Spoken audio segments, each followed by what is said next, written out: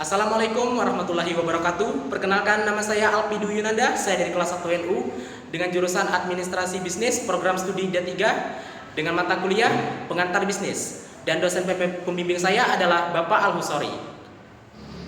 Baiklah, di sini saya akan menjelaskan 5 soal tentang badan usaha dan kegiatan bisnis. Baiklah, saya akan memulai dengan soal yang pertama, yaitu jelaskan langkah-langkah yang harus dilakukan untuk mendirikan sebuah badan usaha. Agar lebih jelas, jawaban diberikan contohnya.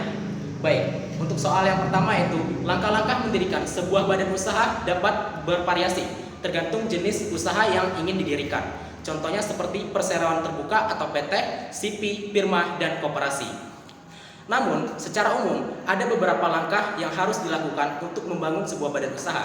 Berikut adalah langkah-langkah untuk mendirikan sebuah badan usaha. Contohnya adalah perseroan terbuka atau PT. Yang pertama adalah menentukan jenis usaha dan nama perusahaan. Yang kedua adalah mempersiapkan modal usaha untuk mendirikan usaha tersebut. Terus yang ketiga adalah menyusun akta pendirian perusahaan. Terus yang keempat, mendaftarkan akta pendirian ke Hukum dan HAM, ke Kementerian Hukum dan HAM. Selanjutnya yang kelima adalah mengurus nomor induk berusaha atau NIB. Selanjutnya yang keenam, mengurus izin operasional atau izin khusus. Selanjutnya yang ketujuh, mendaftarkan perusahaan ke kantor pajak. Selanjutnya yang kedelapan, mengurus ketenaga kerjaan dan kesehatan atau BPJS ketenaga kerjaan. Dan yang terakhir adalah pengurusan dokumen lainnya untuk mendirikan sebuah perusahaan. Itu dia adalah langkah-langkah yang harus dilakukan untuk membangun atau mendirikan sebuah badan usaha.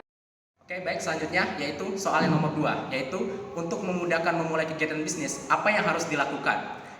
Berikut adalah tips dan cara untuk memulai kegiatan usaha, yaitu adalah menentukan jenis usaha apa yang ingin dimulai.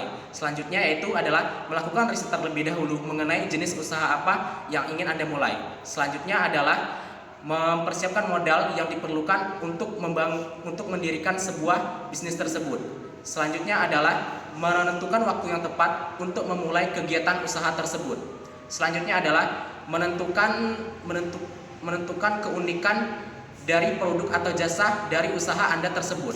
Terus yang terakhir adalah membuat strategi promosi yang tepat untuk produk atau jasa yang ingin Anda dirikan tersebut.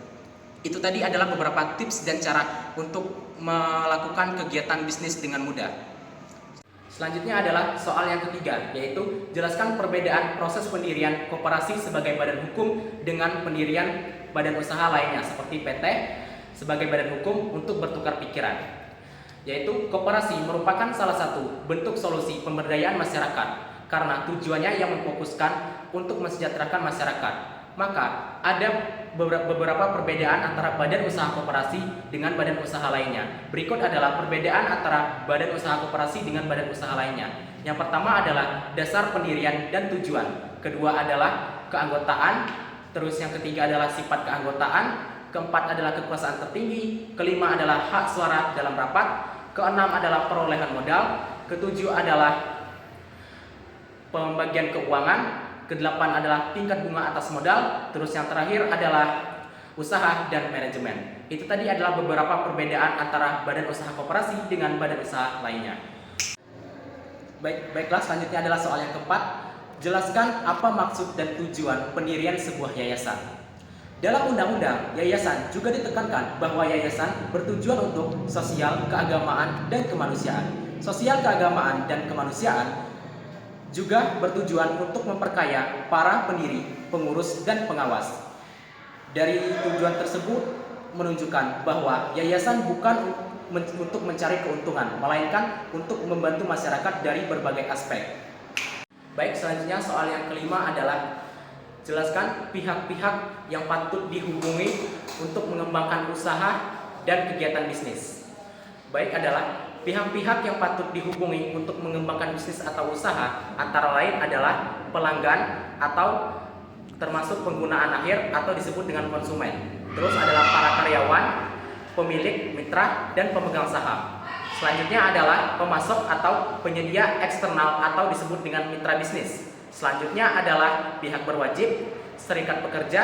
Selanjutnya adalah asuransi dan asosiasi, bank dan kreditur, pers media, Selanjutnya adalah lingkungan, dan ada lagi yaitu lembaga swadaya masyarakat atau LSM, dan kelompok agama. Yang terakhir adalah masyarakat secara keseluruhan. Itu dia tadi pemaparan singkat tentang 5 soal kegiatan usaha dan badan usaha. Terima kasih telah menyaksikan. Wassalamualaikum warahmatullahi wabarakatuh.